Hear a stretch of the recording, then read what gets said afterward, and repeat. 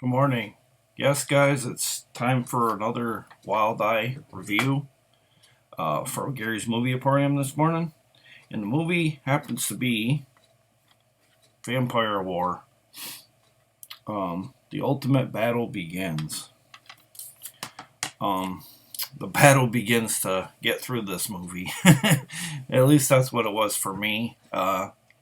Clock's in at 2 hours and 1 minute, and it was ever been a chore for me to sit through. Um, the dubbing in this movie was terrible. Um, the pacing of this movie was very uneven at times. Like I said, overlong.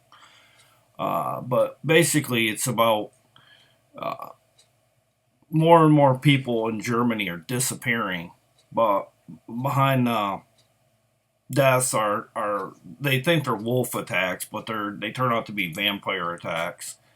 And the origin dates back to the Middle Ages. Basically, this movie at one point was called Montrak, and that's the main vampire who made a deal with a Lucifer to make a ring to help save his ailing and dying wife and give her immortality. And what happens is it doesn't work. She dies, and the Lucifer tricks Montrak basically into basically all but wearing it because he needs a how did they say it? He needs a man full of someone full of hatred and basically in a bad place because Montrak's in a bad place because his wife is dying and he loves her, a whole bunch. And she dies, and he puts it on, and then now that he puts it on, he now gets turned into a full fledged vampire. So originally, Montrak in this is a good person, but later becomes basically kind of on the bad, dark side, if you will, almost like in the Star Wars realm. Uh, he, I think he, at some point, he doesn't want to do the killing and all that. Later on it shows it that he doesn't want to kill, and then it shows that he wants to pass on his ring to someone else so that that person can become the new vampire cult leader. Kind of, you know, kind of like a new leader, if you will. And Montrak is killed, and then it flash forwards 25 years, and it shows a village where this small village where what's the Wilhelm and his bride to be are planning to spend a life together, but in the process they're having hard times raising crops. There's very little food, and then one night the vampire clan come into the village and want to, I don't know about rape and pillage, but they definitely come there to pillage and kill any and all people, and they leave Willem to live because he's the strongest warrior that the village has, and more or less I think they want to build a strong army of vampires, and uh, they leave him. They get the people to turn on him because they've captured Wilhelm for 4 days, and then they let him go to run into the city and into the village. The villagers do not trust him, and they more or less bastardized him in the city. They didn't want him there, or in the village. They didn't want him there, and they thought it was a trap. So um, he keeps hearing a voice. I don't know if it's in his head or if it's done on our behalf, but he keeps hearing a voice saying, "Willem, put the ring on. Put the ring on. You need to put the ring on."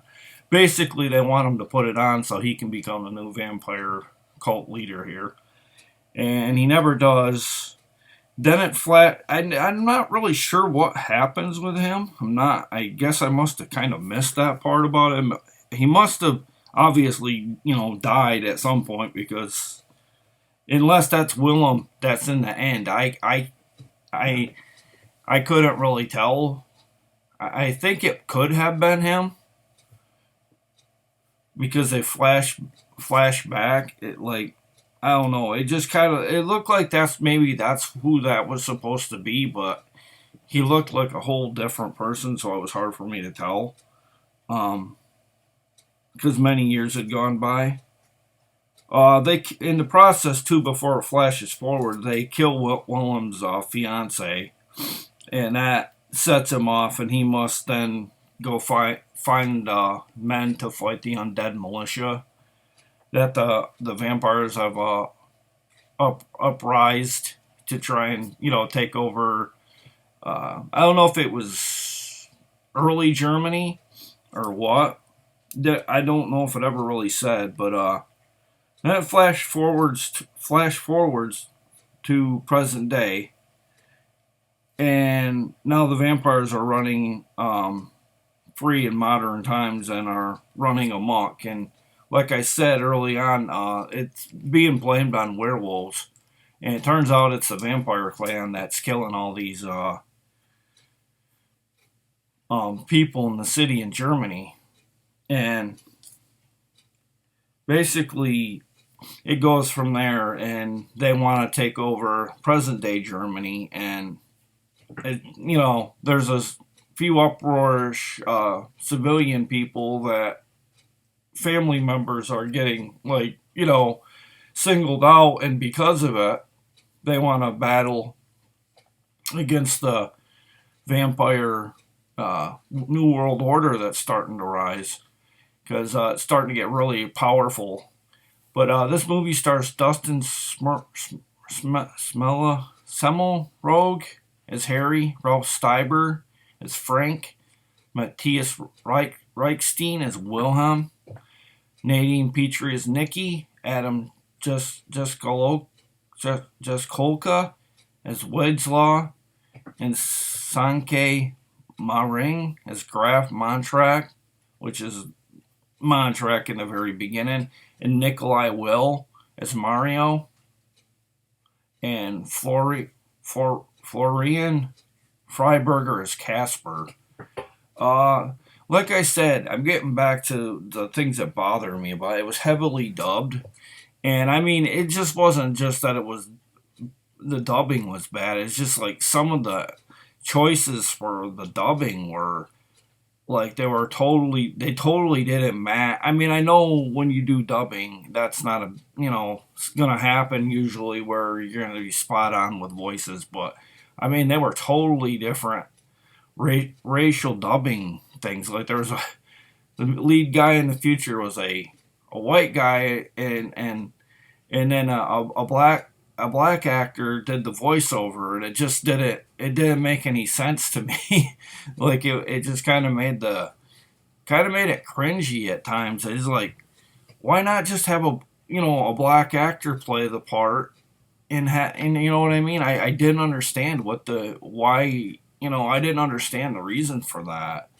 It just set the movie off in a bad direction. They're comparing it to Terminator Near Dark. I get the vibe, but it's not even remotely on that level in my eyes. It was a hard.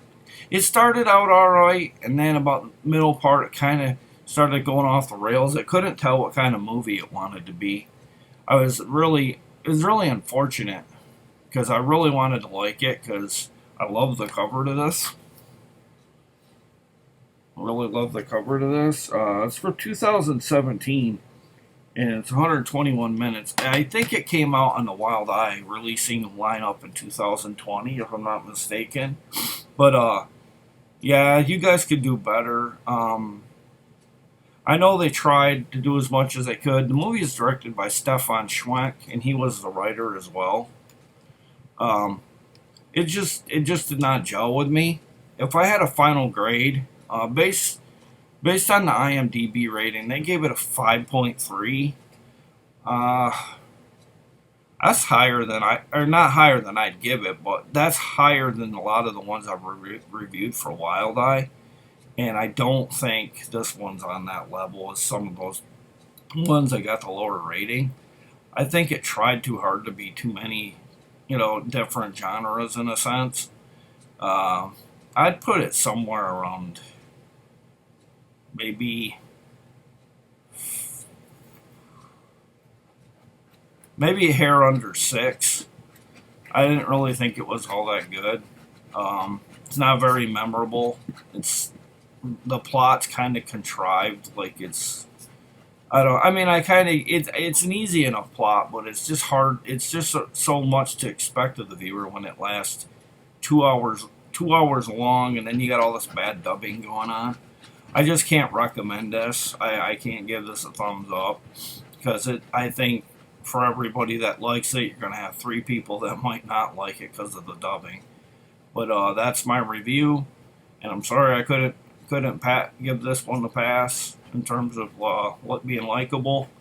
But they're not all not all movies are for everybody, and that's my final grade.